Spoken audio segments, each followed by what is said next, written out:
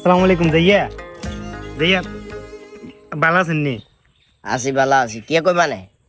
জাইয়া বলার তো অনেক কিছু আছে। আচ্ছা জাইয়া আপনি আর আব্বার লগে কথা কন না কিনলেই একা না আরে ভাঙি কইবেন নেই।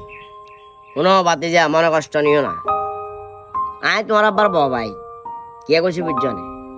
আর আব্বা যখন মারা গেছে সেখানে তোমার আব্বা ওই চাক্কা চালাচো লাগিয়ে দেখুন না ছোট্ট হ্যাঁ। এ হলাইয়ের মতো আসিল তাই তেনা আর ইয়ে হিসাবে আয় তোনটা যাইয়া মারে কি কইতাম জানো না? আয় কইতাম যে আজ যে তো মা বাপ কেউ নাই, মা তো মারা গেছে অনেক আগে, বাপ মারা গেছে যে অনেক ওই ছোট্ট হলাইয়ের মতো তোমার আব্বা আসিল। আয় আর বড় ডাইরেক্ট এমনি কইছি ইয়ে হয়তো বা আজ ছোট ভাই, কিন্তু তুই কখনো আজ ছোট ভাইরে নিজের দেওয়ার মনে করিচ্ছা, নিজের হুতেরে যেভাবে লালন পালন করস, নিজের হুতেরে যেভাবে চোখে চোখে রাখস, ঠিক এভাবে ইয়ারে গড়াই তুলবি, ইয়ারে চোখে চোখে রাখবি। আর ভাই যে বাপ নাই এটা যাতে অন্তত পক্ষে মনের ভিতরে কোনোদিন আর বাইন্য আইয়ে, কোনোদিন যাতে বড্ডাজ্ঞের নিঃশ্বাস আলায় কইতো না হারে আর বাপে ছোটবেলা আর এতিম করে তুই গেছে গো।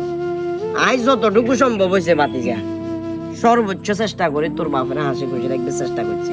এমন অনেক ঈদ চলে গেছে কোন রকম যে ড্রেস যেটা দেখ করে এটারে ইস্তেরি করি বাইয়ে বইয়া একাত দিছি, তোর আব্বারে নোয়া জোতা লই দিছি, তোর আব্বারে ড্রেস লই দিছি। আজ জোতার ভিতর 8টে সিলাই 10 সিলাই পর্যন্ত আসিল। হ্যাঁ বাতিজা তো যাইয়া গীত কইতে পারবি নি। আজ মানে বাজারে তুমি বড়টা মাছ আনতেন না, ওই মাছের বড়টা মাথা যে আর প্লেটেতে দিত। আয় কি করতাম জানাস না, বুদ্ধি করি প্লেটের ফাল্টাই দিতাম যাতে আর ভাই খাই মানুষের মতো মানুষ হইতে পারে।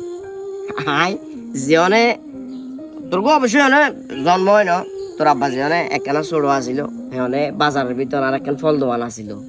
একবার ফল বেচি আরে ফল দু একখানা দাগ ধরা আসিল আরে এক লোকে আর কলার দরিয়ে লাইছে। আই তোর বাপ ছোট ভাই তোর বাপে আর এলাকার 8-10 জনে মিলে যায় এতের ইচ্ছে তোর মারছে।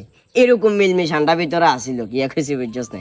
এলাকার ব্যাগে আন্ডার হলো বাহবা দিত, কইতো সেলিম আপনার গো দুইজনের যে একটা মিলমিশ দূরে দূর দেখলেই ভালো লাগে, বাইর গো সম্পর্ক তো এরকমই থাকা উচিত। কিন্তু বিয়ে হইবার হরে আজ ছোট ভাই যখন বিয়ে করিয়ে লাইছে এরপর আন্ডা বাইর গো ভিতরে একটা ফাটল ধরে গেছে। বাতিজা তুই আর হুতের মতো আয় তোর কইতে শরম নাই? আই যদি জানতাম তোর আব্বা বিয়ের হরে এতটা পরিবর্তন হয়ে যাবো আই জীবনও তোর আব্বারে বিয়ে করাইতাম না। জাইয়া আপনি খালি আন্নেরটা কইলেন, আপনি তো আর আব্বা মনে কি চাই কোনদিন তো জানতে চান না।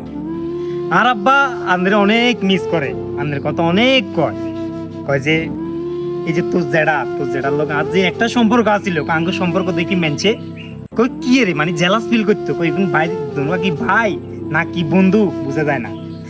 হয়তো বিভিন্ন কারণবশত বিভিন্ন সমস্যার কারণে আর আব্বা আপনার লোক কথা কয় না। আই জানি এনে আরাম্মারও বিশেষ ভূমিকা আছে।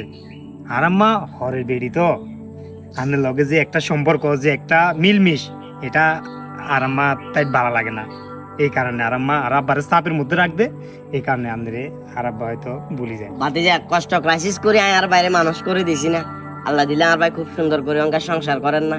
এই যে তুই যে একটু আগে একটা কথা কইছস না যে আর আব্বাই অন্যরে মিস করে, প্রতিটা ফরতে ফরতে আপনারা যে একসাথে চলছেন ওই জিনিসগুলারে মনে করে, এটাই আসলে আল্লাহ অনেক বড় একটা পাওয়া।